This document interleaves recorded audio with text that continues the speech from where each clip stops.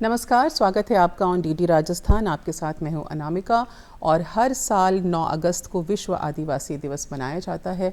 इस मौके पर हम ये खास पेशकश आपके लिए लेकर आए हैं। तो देखिए, दुनिया भर के 90 से ज़्यादा देशों में तकरीबन 47 करोड़ से ज़्यादा आदिवासी समाज के लोग रहते हैं। ये 5000 से ज़्यादा विशेष समूहों का गठन करते हैं और 7000 से भी ज़्यादा भाषाएं बोलते हैं। पृथ्वी का तकरीबन 80% जो बायोडाइवर्सिटी है वो इनका घर है। हमारा प्रदेश राजस्थान भी आदिवासी समाज और खानाबदोश समुदाय का घर रहा है। तो आदिवासी समाज के उत्थान के लिए, उनके बारे में जागरूकता फैलाने के लिए, उनकी समस्याएं और उसका निवारण क्या है, इन सभी बातों को एड्रेस करने के लिए हर साल विश्व आदिवासी दिवस 9 अगस्त को मनाया जाता है। और इसी बारे में आज हम बात करेंगे, विस्तार से चर्चा करेंगे। हमारे शो में एक बेहद ख़ास मेहमान हमारे साथ जुड़ रहे हैं। आप मल्टी फैसेटेड पर्सनालिटी हैं, जाने माने पॉलिटिकल लीडर हैं। टोडा भीम से पूर्व विधायक श्री रमेश चंद मीना जी, और कई जिम्मेदाराना पदों को आप सुशोभित भी कर चुके हैं, जैसे कि आप फॉर्मर चेयरमैन रह चुके हैं ट्राइफेड के मिनिस्ट्री ऑफ ट्राइबल अफेयर्स में। रमेश चंद मीना साहब, बहुत बहुत स्वागत है आपका। नमस्कार। कैसे हैं सर आप? बहुत अच्छा। तो सर, हर साल 9 अगस्त को विश्व आदिवासी दिवस जो है वो मनाया जाता है। सबसे पहले हम यही जानना चाहेंगे कि इस दिवस की परिकल्पना क्यों हुई, इस दिवस को मनाने की आवश्यकता क्यों हुई? ये तो यूएन चार्टर के अंतर्गत जो इंडिजिनियस लोग थे जी, उनकी कुछ विशेष पहचान देने के लिए, उनकी विशेष समस्याओं का समाधान करने के लिए एक शुरुआत की थी इन लोगों ने। अब हमारे भारत के संदर्भ में इस तरह का जो इसको लोग मनाते हैं तो उसमें दो प्रकार की बातें हैं जी। तो एक बात तो ये है कि भाई हमारे यहाँ पे इंडिजीनियस जैसे अमेरिका में है, तो अमेरिका में तो ये सारे जितने ट्राइबल ग्रुप्स है सारे इंडिजीनियस है जी, क्योंकि वो बोलते हैं और बड़े गर्व के साथ बोलते हैं कि we are the country of migrants. Okay. जबकि हमारे भारत में इस तरह का हम नहीं मानते। तो 9 अगस्त को उसी संकल्पना के तहत विश्व के देशों में, भारत में तो ऐसी कोई ज़्यादा कल्पना नहीं थी उस समय, लेकिन धीरे धीरे पिछले कुछ सालों से इनको यहाँ पे मनाने लगे हैं जी। परंतु अब भी जो हमारे सबसे बड़ा आइकॉन है आदिवासी समाज का, जनजाति समाज का, और उनके साथ में बहुत सारे जो अनाम हमारे स्वतंत्रता संग्राम में शहीद हुए हैं, बिल्कुल, और इतिहास काल से जिन्होंने लगातार संघर्ष किया, जिनको पहचान भी नहीं मिली, ऐसे लोगों की पहचान के रूप में और भगवान बिरसा मुंडा के जन्म दिवस पर 15 नवंबर को हम हर साल जनजाति गौरव दिवस मनाते हैं। जी बिल्कुल। तो भारत के संदर्भ में अगर मैं कहूँ कि हमारा जनजाति गौरव दिवस, उसको हमारे शहीदों का और उनको हमारी सभ्यता, संस्कृति और जो लगातार हमारा आदिवासी समाज के विकास के लिए जो विभिन्न परियोजना चल रही है, तो उसको पहचान दिलाने के लिए, आदिवासी समाज के उत्थान के लिए 15 नवंबर 2021 से, जबकि ये भारत का 75वां स्वतंत्रता वर्ष मनाया जा रहा था, उस अवसर पे प्रधानमंत्री जी ने इसको प्रारंभ किया है। तो प्रारंभ तो बहुत पहले हो जाना चाहिए था कि भगवान बिरसा मुंडा के जन्म दिवस के अवसर पर उसको ही ज़्यादा समीचीन होगा कहना, और ज़्यादा ये संगत भी है भारत के संदर्भ में जी। लेकिन तो भी विश्व आदिवासी दिवस को जो लोग मनाते हैं, तो कुछ लोग तो शुरुआत में बहुत इस तरह से प्रारंभ किया गया था कि जब सबसे पहले विश्व आदिवासी दिवस का प्रारंभ किया गया था तो 6 स्थानों पर चर्च में प्रारंभ हुआ था केवल। जी जी, 94 में यूएन का डिक्लेरेशन हुआ था, उसके हाँ, बाद तो उसके बाद में सबसे पहला जो विश्व आदिवासी दिवस का प्रारंभ हुआ तो केवल 6 स्थानों पर चर्च में प्रारंभ किया गया था। जी। तो वो उस तरह से अलग तरीके से उसकी संकल्पना थी, लेकिन तो भी हम इसको अपनी पहचान मजबूत करने के लिए, हमारे आदिवासी समाज की एकता के लिए, उसकी संस्कृति के लिए, उसके धरोहर संरक्षण के लिए विभिन्न रूपों में मनाते हैं। आज भी लोग जब जाते हैं, मनाते हैं, तो कोई हनुमान जी के मंदिर जा रहा है, कोई अपने दाल बाटी का प्रोग्राम रख रहा है, कोई अपने कहीं पे पद दंगल रख रहा है, कन्हैया दंगल रख रहा है, दूसरा कोई मानगढ़ धाम जा रहा है, कोई इस तरह से अलग अलग रूपों में है ना। हमारे पूरे देश में अपने हिसाब से ये विश्व आदिवासी दिवस मनाया जाता है, बहुत बड़े पैमाने पे मनाया जा रहा है, लेकिन उसकी पहचान हमारी भारतीयता को, हमारी संस्कृति को, आदिवासी संस्कृति को मजबूत करना है। ये इस रूप में हमने इसको ट्रांसफॉर्म कर लिया एक तरह से। जी जी, लेकिन देखा जाए तो रेलिवेंस है विश्व आदिवासी दिवस का भी, जिस तरह से आप बता भी रहे हैं, International Day of World's Indigenous Peoples. अगर हम इंडिया के कंटेक्स्ट में बात करें, अपने देश के कॉन्टेक्स्ट में भी अगर हम बात करें, तो आदिवासी समाज ने कई ऐसी हस्तियों को जन्म दिया है, जैसे भगवान बिरसा मुंडा साहब हुए, तिलका मांझी, कुछ ऐसे नाम रहे हैं, विशिष्ट नाम, जिन्होंने समाज के उत्थान में योगदान दिया, स्वतंत्रता की लड़ाई में उन्होंने अपना योगदान दिया, आदिवासी समाज के नव निर्माण में, उनके पुनरुत्थान में भी अपना योगदान दिया। या फिर हम भारत की करंट राष्ट्रपति, महामहिम राष्ट्रपति जी साहिबा जी की भी अगर हम बात करें, she also belongs to a tribal community, Santhal Pargana से वो आती हैं और भारत का हाईएस्ट कॉन्स्टिट्यूशनल पोजीशन भी वो होल्ड कर रही हैं। तो ऐसे सभी लोगों का जिक्र तो आज के दिन ज़रूर बनता है। जी, आपने बहुत अच्छी बात कही है। हमारे लिए, हमारे देश के लिए बहुत ही गौरव की बात है कि आज भारत के राष्ट्रपति के रूप में श्रीमती महामहिम द्रौपदी जी मुर्मू जो विराजमान है, तो उसके माध्यम से हम सब आदिवासी जो है, जो जनजाति है, उनका गौरव बढ़ाने का काम और केंद्रीय नेतृत्व ने और जिन लोगों ने भी उनकी पहचान की है, उनको आगे लाएं, उन्होंने किया है। लेकिन इसमें साथ साथ में उनका तो पहचान भी किया है और सबसे बड़े पद पे दिया है जी, परंतु बहुत सारी बातें ऐसी है कि जिसको अपने को और भी ध्यान रखना चाहिए। अपन देखते हैं कि जब वेदों की रचना हुई तो जंगलों में ऋषि महात्माओं ने की थी जी, और वेदों की रचना में जो महत्वपूर्ण योगदान था, तो उसमें यही आदिवासी समाज और जनजाति समाज का बहुत ही महत्वपूर्ण स्थान था। भगवान वाल्मीकि जी से लेके और उसके बाद में जो वेद व्यास थे, महर्षि वेद व्यास, वो भी जंगलों में ही थे। उसके बाद में जो भगवान राम की सेना में तो कौन थे?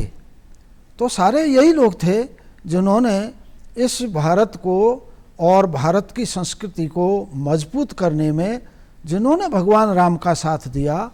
तो उसके बाद में फिर अपन उसके बाद देखते हैं कि मत्स्य वंशी जी, जो महाभारत काल में विराट पर्व को अगर आप देखो तो स्वयं सम्राट युधिष्ठिर बोलते हैं कि इस भूमंडल पे, संपूर्ण भूमंडल पे जो विराट नरेश है और वो सबसे बड़ा सत्यवादी है, धर्मात्मा है, और वीर पुरुष है, इसलिए हमको अपना अज्ञातवास वहीं काटना चाहिए।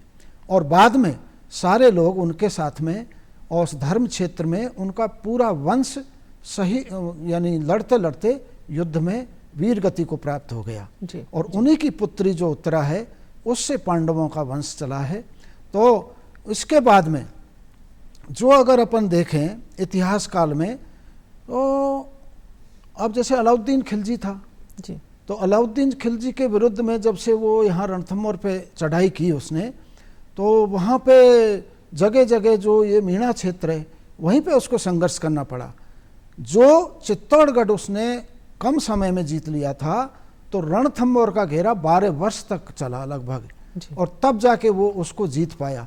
तो वो इन्हीं का कारण था कि आसपास के जो मीणा, भील और दूसरे जो जनजाति के लोग हैं, आदिवासी लोग हैं, वो उनकी सेना में बहुत बड़ी संख्या में थे जी। और जैसे महल ढाकरी की तरफ से और ये जो शहर गोत्र की, अकेले शहर गोत्र की 12,000 की सेना थी उसके राणा जो महाराजा हम्मीर की सेना में।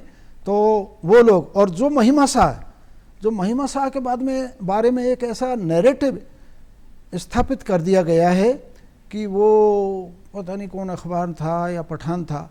तो ऐसे नैरेटिव को ठीक से अब सरकार को ध्यान देने की आवश्यकता है जी। कि ऐसे नैरेटिव, जो झूठे नैरेटिव स्थापित किए गए हैं, जबकि महिमा शाह जिसके कारण से वहाँ की रणथंभौर की लड़ाई हुई और सबसे पहला जौहर वहाँ पे हुआ इतिहास का, 13,000 से अधिक छत्राणियाँ और सब लोग वहाँ पे जौहर किया, जिन्होंने जल जौहर किया और अग्नि जौहर किया, सब तरह से किया, तो उसको एक तरह से पठान और ये बताए तो उस समय वो कन्वर्टेड मीणा था जी। ये लोगों को ज़्यादा मालूम नहीं है, जबकि हमने जागा की पोथी में देखा है, उसका वंश वृक्ष है। वो हरपाल का पुत्र था, हरपाल हंडू 2 भाई थे, और जो शोभनपुर रियासत बोलते थे उस समय, अलवर के पास में शोभनपुर, और उसका 2 पुत्र हुए थे, एक महिमा शाह और दूसरा और एक नाम थे, 2 भाई थे जी। तो महिमा शाह ने और दोनों ने उनको इस्लाम ग्रहण कर लिया। बाद में किसी कारण से आपस में उसका कुछ इस तरह का मामला था जिसके कारण से उसको देश निकाला दिया, वो बेगम चिन्नम्मा के कारण से जी। तो वो लड़ाई जो हुई, तो ऐसे नैरेटिव स्थापित किए गए हैं। तो ऐसे नैरेटिव्स को जैसे मैंने मानगढ़ में भी देखा। अब मानगढ़ में देखा तो जब हमने मानगढ़ शहीदों के लिए जन्म शताब्दी वर्ष का सबसे पहले आयोजन किया था, और शहीदों की जो शताब्दी वर्ष था जी। उसका आयोजन किया था 2012 में। तो 2011 में हमारी जो प्रेस वार्ता हुई थी, तो उसमें पत्रकार पूछने लगे कि आपके पास क्या सबूत है कि इस तरह का यहाँ शहीद हुए इतने 1500 से ज़्यादा लोग। ये आजकल सब लोग जानते हैं, लेकिन उस समय हमने जो हमारे सामने प्रश्न था, तो हमने जो ये नेशनल आर्काइव से 135 पृष्ठ और उसमें निकाले हमने।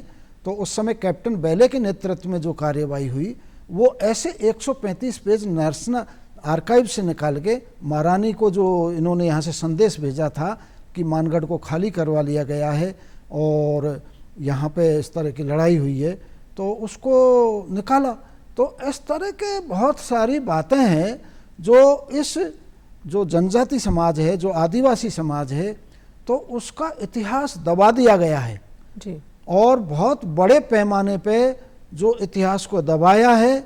और मुझे लगता है कि अब ये जो सरकार है, इसने इसको आगे लाने का और इनके इतिहास पुरुषों को पहचान करने का, उनको गौरवशाली स्थान देने का, उनको गौरवशाली स्थान देने का लगातार जो प्रयास हुआ है, उसके परिणाम स्वरूप और भी अधिक जनजाति समाज का सशक्तिकरण हुआ है। और भी जो विकास परियोजनाएं हैं वो भी यहाँ पे जो प्रारंभ की गई है स्पेशल प्रिमिटिव ट्राइबल ग्रुप्स के लिए, तो वो भी उसके कारण से अभी पहचान बढ़ रही है।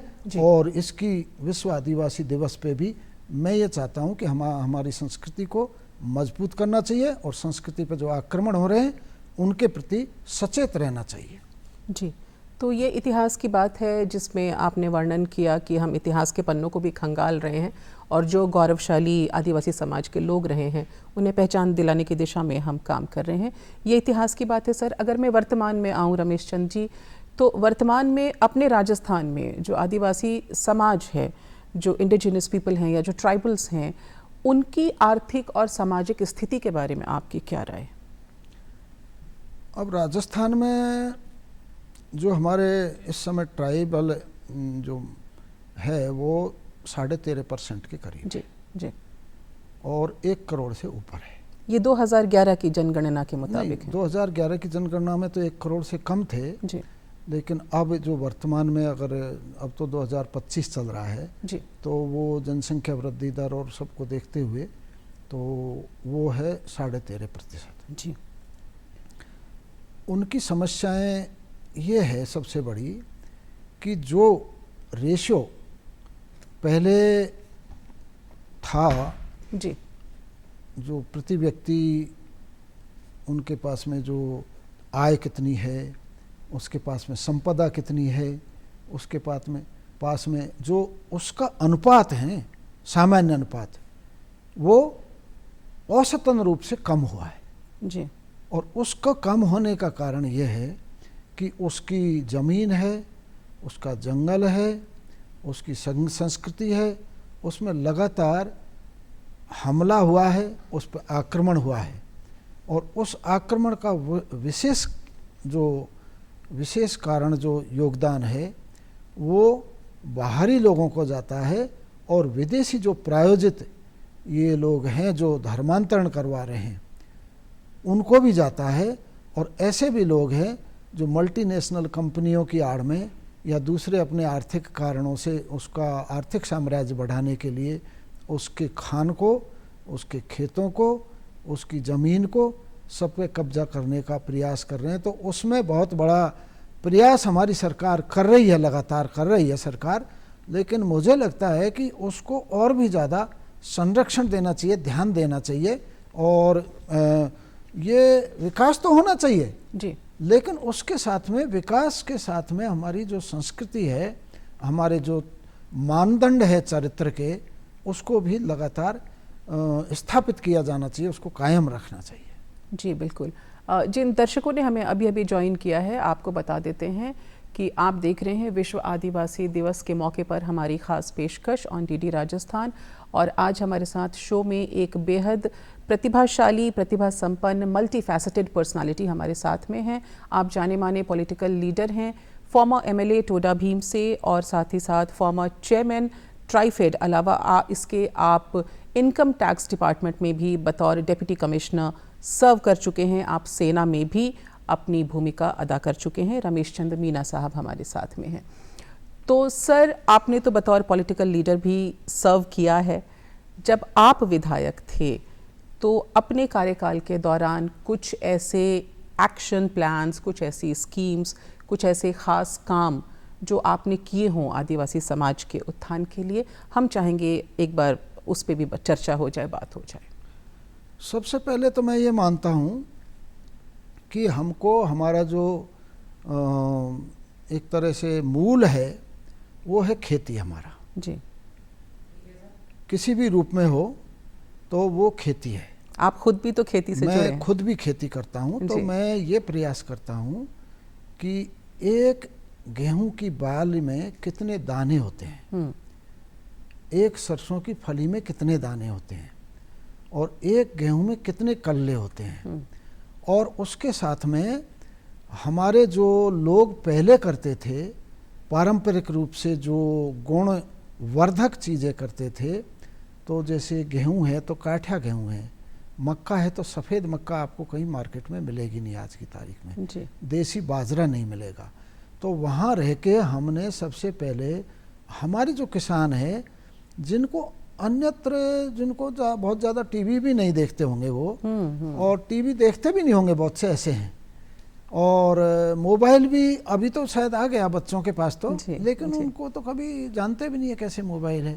स्वयं मैं कहता हूँ कि मेरी पत्नी भी वो पढ़ी लिखी नहीं है, अक्षर ज्ञान है जरूर, अक्षर ज्ञान माता जी को भी है, तो वो भी पढ़ना लिखना जानती है, लेकिन औपचारिक रूप से ये नहीं है। तो ऐसे ज़्यादातर लोग हमारे विधानसभा क्षेत्र में हमसे पहले थे, और आज भी बहुत से ऐसे लोग हैं जिनको लगातार ये जोड़ने की, उनको सजग बनाने की, उनको आधुनिक परिवेश में जोड़ने की ज़रूरत है। तो मैंने पहला काम तो नौजवानों से यही किया कि जहाँ भी आप जाओ तो अपने जड़ों को मत भूलो, अपनी संस्कृति को जहाँ भी जाओ वहाँ संजो के रखो, और लोग करते भी हैं।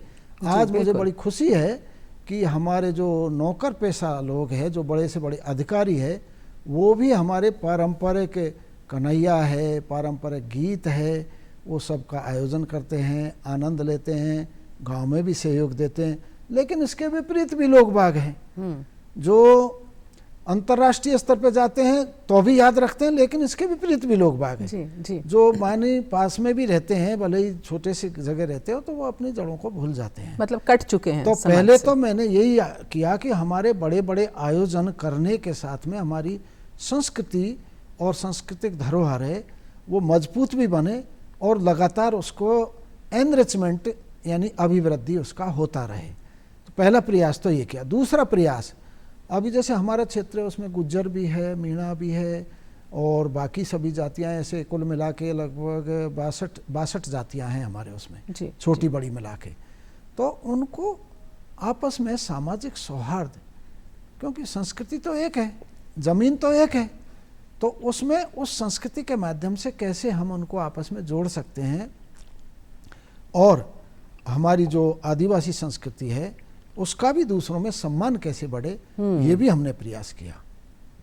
उसके साथ साथ में जैसे शिक्षा के क्षेत्र में, तो शिक्षा के क्षेत्र में मैं पहले भी कभी 10 लोगों को, कभी 8 लोगों को ऐसे ट्यूशन पढ़ाने का या इंजीनियरिंग की तरफ भेजने का या तो डॉक्टरी की तरफ जाने का, इस तरह से लगातार हम प्रेरित करते थे। तो वहाँ रह के मैंने जो अखाड़े भी प्रारंभ किए थे, जैसे कुश्ती के अखाड़े हैं, तो आज एथलेटिक्स और स्पोर्ट्स बहुत बड़ा रोजगार देने का जरिया है। जी बिल्कुल। तो मैंने ये प्रयास किया कि वहाँ पे हमारे लोग भी उसमें अखाड़ों में सक्रिय हों, दोबारा उनकी सजग बने। बड़ा आश्चर्य मुझे हुआ एक बार कि दिल्ली पुलिस के फिजिकल के लिए गए थे 105 लोग हमारे गांव से, और उसमें क्वालिफाई हुए मात्र 2 लोग। अच्छा। तो उस समय मैंने संकल्प लिया कि इसको हमको बदलना है। तो लगातार उस तरह से पहले से भी प्रयास था, लेकिन अभी भी हमारा यही प्रयास है कि लगातार फिजिकल, शारीरिक तौर पे और लोग मजबूत रहें।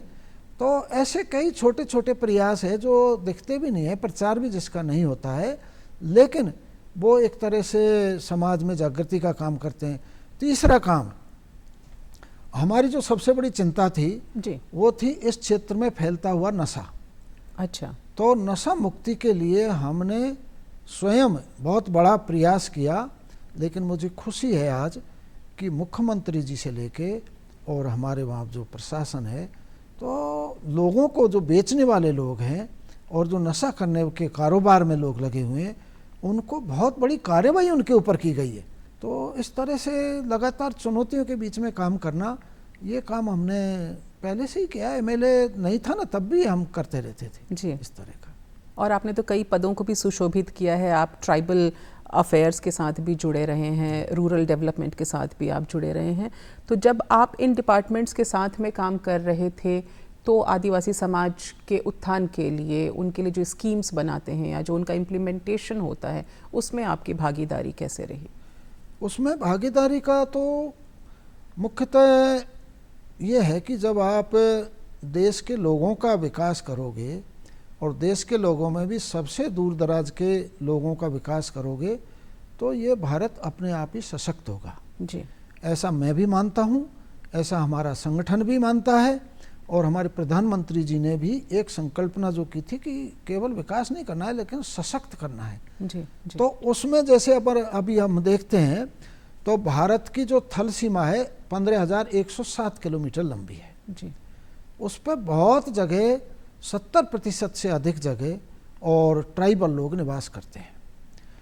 उनके बहुत सारे क्षेत्रों में मुझे जाने को मिला, और इस भारत के जो आदिवासी बाहुल्य राज्य हैं, उनमें लगा के मणिपुर से लेके नागालैंड है, दूसरे अरुणाचल प्रदेश है, इधर आसाम है, बंगाल है, राजस्थान है, राजस्थान समेत तेलंगाना, आंध्र प्रदेश से, संपूर्ण भारत में जाने का मुझे, और ट्राइफेड के चेयरमैन के हिसाब से और भारतीय जनता पार्टी में जनजाति मोर्चे में उपाध्यक्ष, राष्ट्रीय उपाध्यक्ष के हिसाब से मुझे जगह जगह जाने को अवसर मिला। जी। तो उस समय पे हमने देखा कि वहाँ पे जो सीमावर्ती क्षेत्रों में लोग जो रह रहे हैं, उनकी समस्या बहुत ज़्यादा है।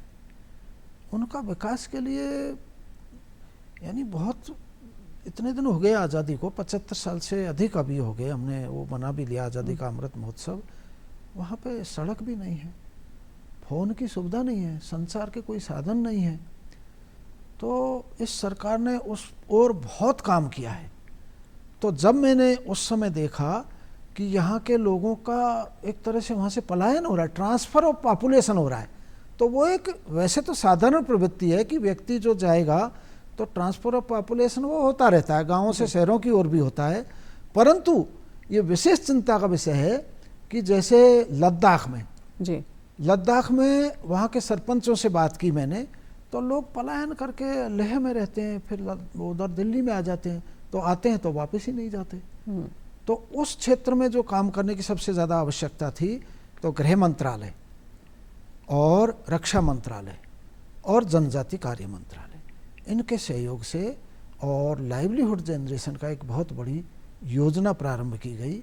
उसमें कुछ उदाहरण तो मुझे ऐसे दिखे कि जैसे एक गांव की सरपंच थी जी, अब वो सरपंच ही छोड़ के और वहाँ की जो स्थानीय रक्षा दल है उसमें शामिल हो गई।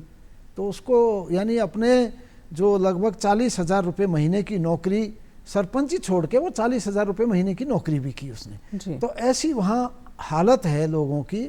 तो उनके सशक्तिकरण के लाइवलीहुड जनरेशन का ये जो कार्यक्रम भारत सरकार ने प्रारंभ किया ये। दूसरा, स्पेशल प्रिमिटिव ट्राइबल ग्रुप्स जी, किसी की संख्या 70 है, किसी की 100 है, किसी की 1000 भी है। तो जनजाति समाज में कोई ऐसा भी वर्ग है जिसकी संख्या करोड़ों में है जी, बिल्कुल, और कुछ तो बहुत ही कम और है। कुछ इतने हैं। अच्छा, वो हमारी सभ्यता के जो शुरुआती सभ्यता के एक तरह से पहचान है, मानदंड है, और किस प्रकार के उनके हमारे जो जाति ने, मानव जाति ने जो विकास किया है उसके क्रम में सबसे पहले के वो लोग हैं। तो उसके लिए विशेष जो कार्य योजना बनाई और उनकी कला को, उनकी संस्कृति को और वैल्यू एडिशन के द्वारा उनके उत्पादों को बेचना, तो हमने किया उसमें कि आदि महोत्सव प्रारंभ किए जी। तो आदि महोत्सव अब भी दिल्ली में होता है, पहले नवंबर में होता था, अभी कुछ और समय बदला है उनका। लेकिन आदि महोत्सव के उस समय मुझे ध्यान है हमने कुल मिला के पूरे देश में, और मैं 5.5 साल के करीब रहा उसमें, तो करीब 100 से ऊपर हमने आदि महोत्सव आयोजित किए जी। और किसी में तो जो लोगों की संख्या थी रहने वालों की, वो लगभग लाखों से भी ऊपर निकल जाती थी जी। अमेजिंग। तो लोग बड़े उसको, यानी उनके जो प्योर प्रोडक्ट है, तो उसके लिए तो मान लो कि 50,000 रुपये की भी इनकम उस व्यक्ति के लिए मायने रखती थी जो दूर दराज के इलाकों से आ रहा है, अरुणाचल के ठेठ देहात इलाकों से आ रहा है या लद्दाख के ठेठ इलाकों से आ रहा है। तो हमको ध्यान है उस समय हमने हवाई जहाज का किराया भी उनको दिया था। अरे वाह। अब हवाई जहाज का किराया 20,000 25,000, और उनका कुल मिला के वस्तुएं उनके पास इतनी सी थी कि वो बिक्री उसकी 80,000 90,000, तो उसमें बचत तो उनकी आधे से ज़्यादा होती थी, लेकिन वो एक शुरुआत थी। देखा जाए तो उन्हें बाहरी दुनिया के साथ संपर्क करने का मौका दिया आपने, उनसे मिलने जुलने का मौका दिया, और कल्चर का जो एक्सचेंज होता है उसका भी मौका मिला। तो जैसे हमारे माननीय प्रधानमंत्री, उनका बड़ा ही पॉपुलर स्लोगन भी है सबका साथ सबका विकास, और उन्होंने कई ऐसी योजनाएं केंद्र सरकार ने शुरू की हैं जिससे आदिवासी समाज का सामाजिक विकास हो, उनका आर्थिक विकास हो, शिक्षा के क्षेत्र में। मैं यहाँ पर एकलव्य जो आदर्श विद्यालय है उसके बारे में भी ख़ास तौर से जिक्र करना चाहूँगी, और कई उन्होंने योजनाएं ऐसी भी बनाई हैं जो स्किल डेवलपमेंट की हैं जिससे ख़ास तौर से आदिवासी समाज को फ़ायदा पहुँचे, बेनिफिट हो। अब इसमें प्रधानमंत्री जी के स्वयं के द्वारा और हमारा जो चुनाव हुआ था, पहले तो उनका 2014 में ये हुआ ही था, सबसे पहले प्रधानमंत्री बने थे, लेकिन उसके बाद जो चुनाव हुआ हमारा, उसमें जो भारतीय जनता पार्टी का एजेंडा तैयार किया गया, तो उस समय मैं उस समिति में था। तो हमने प्रस्तावित किया कि शिक्षा के क्षेत्र को बढ़ावा दिया जाना चाहिए और शिक्षा के क्षेत्र में जो वहाँ की जो लोकल संस्कृति है उसका भी ध्यान रखना चाहिए, और उनके जो उत्पाद है, मार्केटिंग है, उसका किया जाना चाहिए, और उनके देसी उत्पाद है उसका।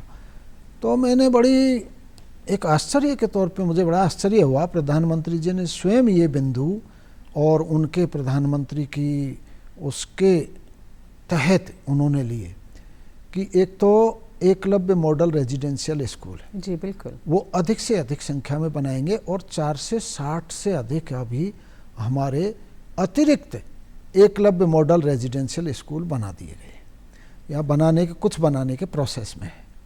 उसके बाद में उसमें लगभग 3 लाख के करीब जो विद्यार्थी है, 3 लाख से अधिक विद्यार्थी है, वो उसमें आज की तारीख में और आने वाले समय में होंगे, और 40,000 से ऊपर उसमें जो स्टाफ है वो काम करेगा, और बहुत बड़े पैमाने पर एक तरह से जो शिक्षा की क्रांति के रूप में हमारे जो एकलव्य रेजिडेंशियल मॉडल स्कूल है, वो ऐसा नहीं है कि मतलब उनका स्तर कोई कमज़ोर हो, उनका स्तर बिल्कुल आपको केंद्रीय विद्यालय और जो हमारे अन्य विद्यालय हैं उनके मुकाबले और उनसे भी अच्छा है काफ़ी। तो उनका प्रति विद्यार्थी खर्च देखो, उनका जो स्कूलों में तनख्वाह देखो, उनकी फैसिलिटी देखो, तो वो बहुत ही अच्छी है। और इसके साथ में प्रधानमंत्री जी ने दूसरा जो एडॉप्ट किया था एजेंडा, जो हमने प्रस्तावित किया था, वो था वन धन विकास केंद्र जी। तो हमने 50,000 वन धन विकास केंद्रों का उनको ये प्रस्तावित किया था।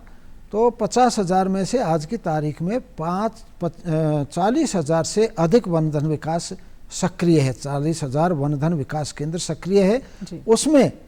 उसमें हजारों करोड़ का जो उत्पाद आज पूरे देश में हो रहा है, और उनके माध्यम से शहद से लगा के, दो स्थानीय जड़ी बूटियों से लगा के, सिल्क के प्रोडक्ट है उनके लगा के, कॉटन के प्रोडक्ट है उसको लगा के, और उनकी जैसे कोदो है, कुटकी है, ये बड़ा मोटे अनाज है, ये है, जैसे प्रधानमंत्री तो बात भी करते रहते हैं लेमन ग्रास है, हाँ बात करते हैं।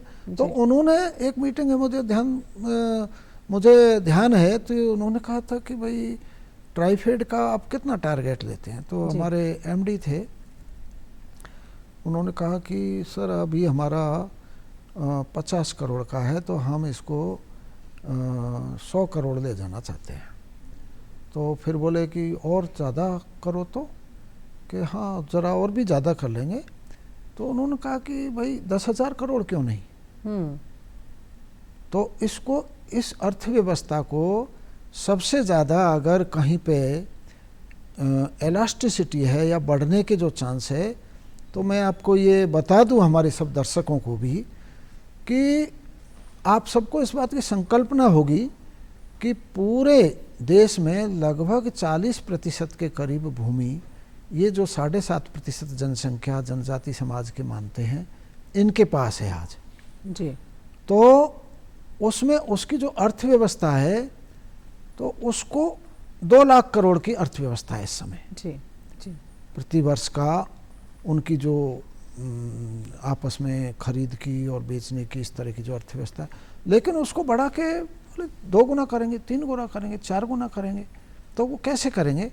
तो उनको वैल्यू एडिशन के द्वारा, जैसे कोदो कुटकी है तो उसकी वहाँ तो वैल्यू कितनी है, 100 रुपये केजी है, 200 रुपये केजी है, तो मार्केट में कितना बिकता है। तो जब हमारी केर सांगरी भी 1500 रुपये किलो से ज़्यादा बिकती है जी, तो वो जी, भी ऐसे ही बिकना चाहिए, बिक सकता है, बिक भी रहा है कई जगह। जी जी। तो ऐसे छोटे छोटे जो ग्रुप्स बनाए हैं हमने, तो जैसे एक वन धन विकास केंद्र, तो उसमें कुछ तो महिलाओं के हैं पूरी तरह से, उसमें अध्यक्ष भी आदिवासी होता है और मेंबर्स भी आदिवासी है। तो इस तरह से जो उनका लगातार प्रयास चल रहा है मार्केटिंग के डेवलपमेंट का, और उसके साथ में उनके प्रोडक्ट के माध्यम से उनकी जो रिच संस्कृति है, जो इस बारे में बहुत ही विविधतापूर्ण संस्कृति है, उसको लोगों के सामने लाने का, तो वो एक बहुत महत्वपूर्ण प्रयास है और वो लगातार चल रहा है। बिल्कुल। और इस वक्त हम देख भी पा रहे हैं सर कि आदिवासी लोगों को आत्मनिर्णय का अधिकार है, खाद्य सुरक्षा जिसकी आप बात भी कर रहे हैं, संप्रभुता का मार्ग उससे ओपन अप हो रहा है। प्रधानमंत्री जी ने आदिवासी स्वरोजगार योजना भी जो है वो भी शुरू की ताकि स्किल डेवलपमेंट को भी बढ़ावा मिले। और जिस तरह से आपने बात भी की, आदि महोत्सव की बात हो, आदिवासी महोत्सव की, जब ये लोग खुद के बनाए हुए प्रोडक्ट्स लेकर के आते हैं, आदिवासी समाज के लोग, और बाहरी दुनिया के संपर्क में भी आते हैं, लोगों को कल्चर का भी एक्सचेंज देखने को मिलता है। अच्छा, ये हमारे देश की खूबसूरती भी है कि प्रधानमंत्री जी भी आदिवासी समाज के लोगों के साथ बड़ा घुलते मिलते रहे हैं। और देखिए इस वक्त हम आपको दिखा भी रहे हैं स्क्रीन पर किस तरह से वो कम्युनिटी के साथ में मिलजुल करके प्रसन्न मुद्रा में दिखाई दे रहे हैं। और बतौर ट्राइफेड चेयरमैन और साथ ही साथ जनजाति मोर्चा के उपाध्यक्ष के तौर पर आपने तो पूरे देश का भ्रमण किया है, चाहे छत्तीसगढ़ के आदिवासी हों, झारखंड के हों, अरुणाचल, नॉर्थ ईस्टर्न एरियाज़ में आप गए, लद्दाख की तरफ गए, राजस्थान तो आप क्लोजली देख ही रहे हैं। इतनी सारी ट्राइबल कम्युनिटी है हमारे यहाँ, इंडिजिनस पीपल हैं। इन सारे लोगों में क्या आपको कोई कॉमनैलिटी नज़र आती है, कोई एक ऐसी चीज़ जो आपको लगती हो कि सभी समूहों में जो है वो एक समान है, कॉमन है? आपने जो बात की इसमें मुख्यतः 3 बातें हैं जी। एक तो खाद्य, सुरक्षा, जी, एक अपने क्षेत्र में क्या बोलते हैं उसको संप्रभुता, उसका जो एक तरह से आत्मनिर्भर, साथ ही हाँ सेल्फ रिलायंस की जो बात की है प्रधानमंत्री जी ने भी, जी, उसके साथ में एक जो कॉमन बात है वो क्या है, ये 3 बातों का आपने जो जिक्र किया, तो इसमें मैं एक एक करके आपको बताता हूँ। जी जी। तो सबसे पहले तो ये सरकार है और प्रधानमंत्री जी है, इन्होंने आत्मनिर्भर भारत ऐसी बात को सब जगह बढ़ाया है कि वोकल फॉर लोकल। तो वोकल फॉर लोकल हमने उस समय जब मैं ट्राइफेड का अध्यक्ष था तभी बहुत बड़े पैमाने पे उसको प्रारंभ किया था और उसको प्रधानमंत्री जी की प्रेरणा से उसको बढ़ाया था। जी जी। अब वोकल फॉर लोकल में ये है कि अब उसमें सारी चीज़ें आ जाती है, जैसे वो विचार से प्रारंभ होता है। तो हमारे, मुझे ध्यान है कि नागालैंड के लोग न्यूयॉर्क में वायलिन बजा रहे थे। अरे वाह। तो वायलिन जब बजा रहे थे तो उन्होंने कहा भाई वायलिन तो आप बजा रहे हो, लेकिन वायलिन है क्या और किसका है और आपका क्या है इसमें। ओह। तो वो बड़े नागालैंड में बड़े उसके साथ बता रहे थे कि भाई हमको हमारा क्या है वो हमेशा ध्यान रखना चाहिए। तो वहाँ के लोग, जैसे मणिपुर के भी लोग इसी बात को बता रहे थे कि हमारी जो संस्कृति है उसको हम अमेरिका में जाके या विदेशों में जाके या बाहर जाके उसको बताएंगे तो हम अपना बेस्ट परफॉर्म कर पाएंगे। बिल्कुल बिल्कुल। लेकिन हम अगर वायलिन बजाएंगे तो वायलिन क्या हुआ, तो वायलिन तो दूसरे को देख के हुआ, तो वायलिन तो वहाँ का है, तो आप उस लेवल पर नहीं जा सकते, आप अपने को प्रकट नहीं कर सकते पूरी तरह से जी। तो वो विचार का जो प्रारंभ है यहाँ से है। तो जो आत्मनिर्भर भारत की जो इंस्ट्रूमेंट्स की आप बात कर रहे हैं, म्यूजिकल इंस्ट्रूमेंट्स की, माफ़ कीजिएगा मैं रोक रही हूँ आपको, हम ये पिक्चर इस समय देख सकते हैं जो इंडिजिनस लोगों के जो म्यूजिकल इंस्ट्रूमेंट्स हैं, जो हमारी प्राचीन सभ्यता, संस्कृति और कला का हिस्सा रहे हैं, उसको भी प्रधानमंत्री जी प्रमोट करते रहे हैं और यही हमारे देश की खूबसूरती। और आप भी इसी बात का जिक्र कर रहे हैं कि वायलिन तो विदेशी इंस्ट्रूमेंट हुआ, क्यों ना हम अपने इंस्ट्रूमेंट्स को ही प्ले करें। मैं ये नहीं कहता कि वायलिन कोई खराब है जी, लेकिन हमको हमारा छोड़ के और दूसरे में हम सर्वोच्च शिखर पे जाने का जो प्रयास करते हैं ना, तो बल्कि मैं तो कहता हूँ कि हमारे पास ही सर्वोच्च चीज़ें जब उपलब्ध है, सबसे बढ़िया एक तरह से, तो उसको हम क्यों छोड़ रहे हैं और दूसरों को हम क्यों फॉलो कर रहे हैं। तो हमारे पास जो चीज़ें है, जो भी विचार है, तो हमारे जिसके आधार पे लाखों करोड़ों साल से हमारा जो समाज सर्वाइव करता आ रहा है, तो उसको आत्मनिर्भर, और ठीक है दूसरे का आप अपनाओ, लेकिन उसको अपने हिसाब से और किस तरह से अडॉप्ट कर सकते हो। जैसे मुझे किसी ने बताया, कोई क्रिश्चियन था वो इंग्लैंड का, तो उसने बताया कि भाई हमने तो ट्रैक्टर सोचा था कि ट्रैक्टर है, अब तो गौ पूजन छोड़ देंगे ये लोग। अच्छा। लेकिन आपने ट्रैक्टर का भी पूजन गणेश से प्रारंभ कर दिया और ट्रैक्टर को भी वो कर दिया।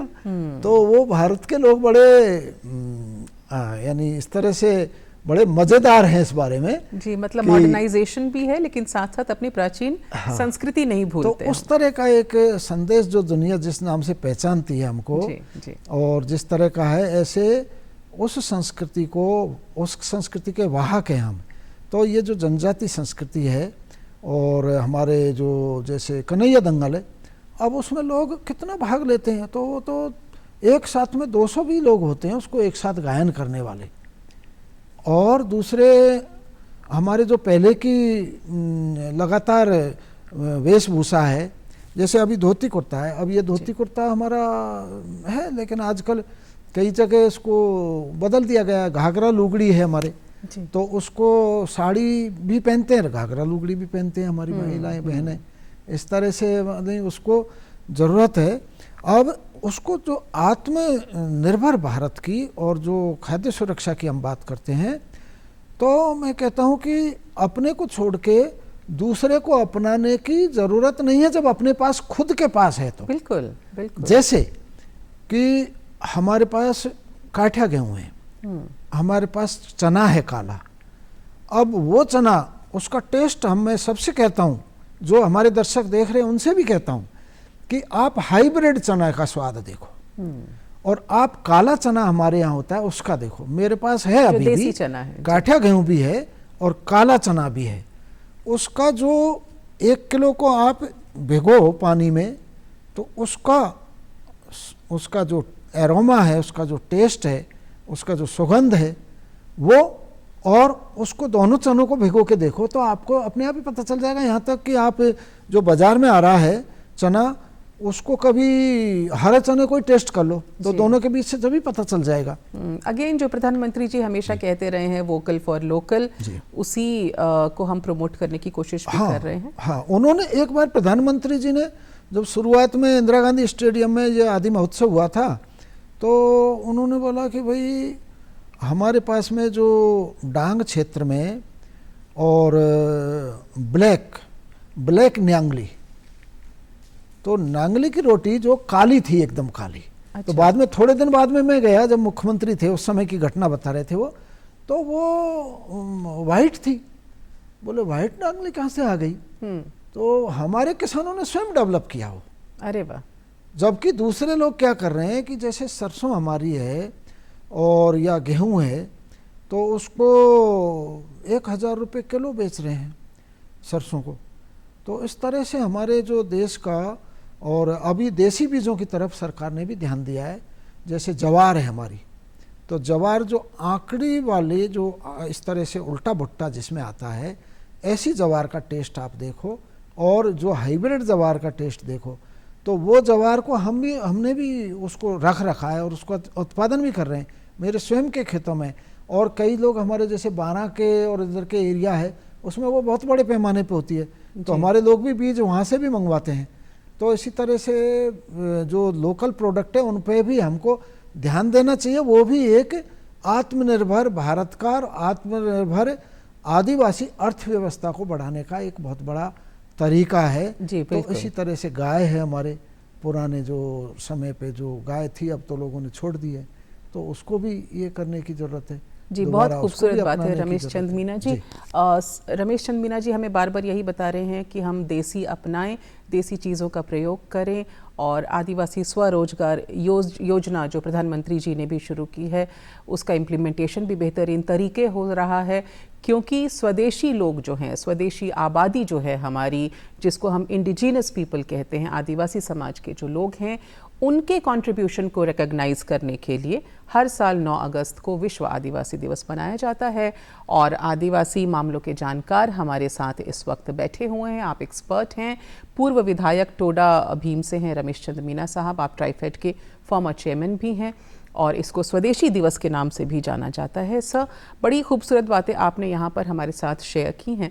इस साल की जो थीम है, क्योंकि हर साल विश्व आदिवासी दिवस की एक थीम आती है, इंटरनेशनल डे इसके मौके पर, इस बार की जो थीम है साल 2025 की, वो है आदिवासी लोग और आर्टिफिशियल इंटेलिजेंस, यानी कृत्रिम बुद्धिमत्ता।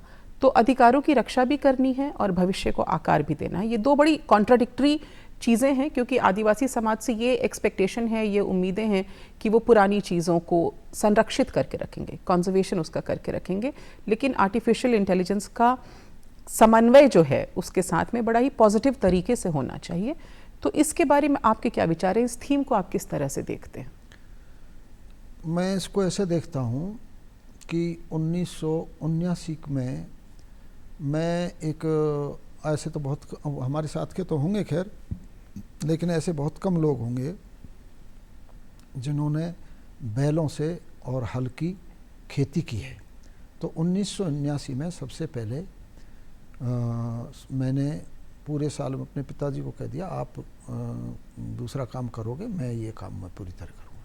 पूरा किया। उसके बाद में नौकरी लगने के बाद में और नौकरी छोड़ने के बाद में, तो मैं एक ऐसा किसान हूँ जिसमें कि बैलों से भी खेती की है, और 28 जनवरी 2022 को मैंने ड्रोन भी उड़ाया है जी। उस समय ड्रोन के लिए लाइसेंस नहीं होता था, अभी तो उन्होंने कोडिफिकेशन कर दिया, तो अब तो हमारे पास पायलट है ड्रोन का, तो आर्टिफिशियल इंटेलिजेंस का हम हर क्षेत्र में उपयोग करना चाहिए हमको, हम तो करते ही हैं। जैसे अभी ड्रोन के माध्यम से छिड़काव करना है, और ड्रोन के माध्यम से क्या छिड़काव करना है, यानी जीवामृत भी हम बनाते हैं, गाय के गोबर से और गौमूत्र से जीवामृत बनाते हैं हम। जी। तो कोई ज़रूरी नहीं है कि आपको केमिकल फर्टिलाइज़र या इंसेक्टिसाइड जो मल्टीनेशनल कंपनी के हैं वो नहीं, हमारे स्वयं के पास में भी ऐसे हैं। तो उसका खेती में भी आर्टिफिशियल इंटेलिजेंस का कैसे काम लेना है। जैसे यहाँ बैठ के मैं अपने खेतों में सिंचाई का स्विच को ऑन कर सकता हूँ मेरे फ़ोन से, तो ये भी एक तरीका है। लेकिन उसके साथ साथ में बाकी अपनी चीज़ों को मार्केटिंग के लिए इतना समय हमको राजनीति में रहते हुए नहीं मिलता है, लेकिन मैं हमेशा ये प्रयास होना चाहिए हमारा सबका, और यही मेरी सबसे आपसे अपील है कि आधुनिक तरीके हैं उसको हर क्षेत्र में अपनाओ, केवल खेती के ही नहीं, आप पढ़ाई के क्षेत्र में भी आप उसको काम में ले सकते हो, आप उसके संस्कृति के संरक्षण के लिए भी ले सकते हो। आप अपना कोई भी उद्योग है लगा के, गारमेंट मैन्युफैक्चरिंग से लगा के मेटल वगैरह में और कंस्ट्रक्शन में, जहाँ है सब जगह आप आर्टिफिशियल इंटेलिजेंस का, आजकल तो 3D के माध्यम से मकान बनने लग गए, 3D प्रिंटर के माध्यम से। तो ऐसा कर सकते हैं, अपने को करना चाहिए, और उसको हमारी जो लोकल जो हमारी जो विधा है और हमारी जो परंपरागत संस्कृति है उसको लगातार सशक्त करना है। जी, तो जितना हम जानते हैं इंटरनेट के माध्यम से भी कि आदिवासी समाज की पहचान रही है जल, जंगल, ज़मीन, तो क्या आपको लगता है कि कमर्शलाइजेशन के दौर में, मॉडर्नाइजेशन के दौर में जो आदिवासी लाइफस्टाइल है वो अपने मूल रूप में है या चेंज हो रहा है थोड़ा बहुत? नहीं, उसमें ऐसा है कि थोड़ा बहुत चेंज तो होता ही है। चेंज उतना होना चाहिए, उतना अभी तो थोड़ा ज़्यादा हो गया है, क्योंकि बीच में जो हमारा ये विदेशों का पश्चिमी संस्कृति का प्रभाव के कारण से पेंट पर सेट आ गया है, उसके साथ में फर्टिलाइजर्स आ गए हैं।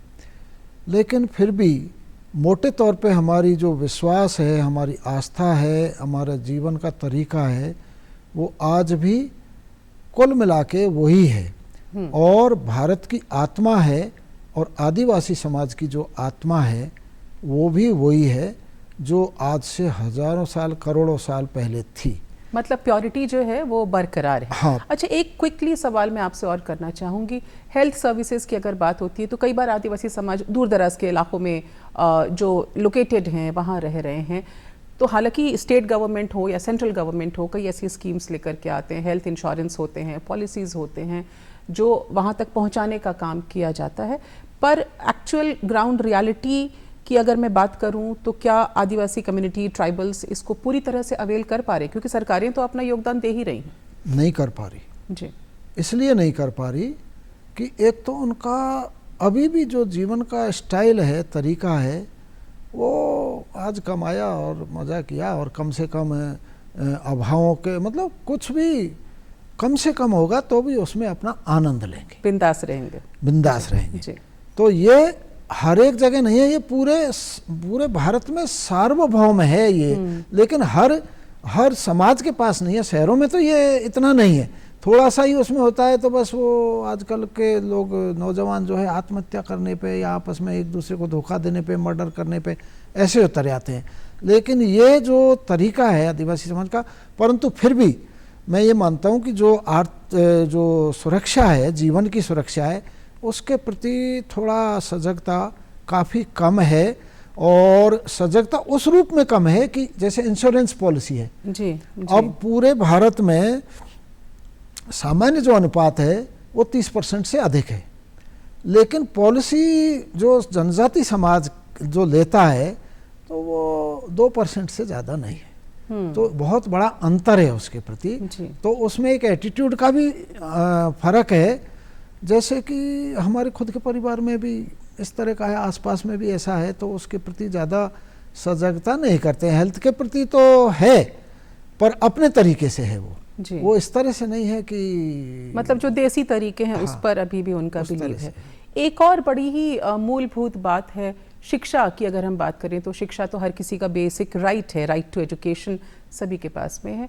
लेकिन जो ट्राइबल्स हैं, क्या वो वाकई जो बच्चे हैं आगे बढ़ने की दिशा में शिक्षा के क्षेत्र में वाकई आगे बढ़ पा रहे हैं? क्योंकि अगेन मैं यही बात कहूँगी कि सरकार अपनी तरफ से पूरे प्रयास कर रही।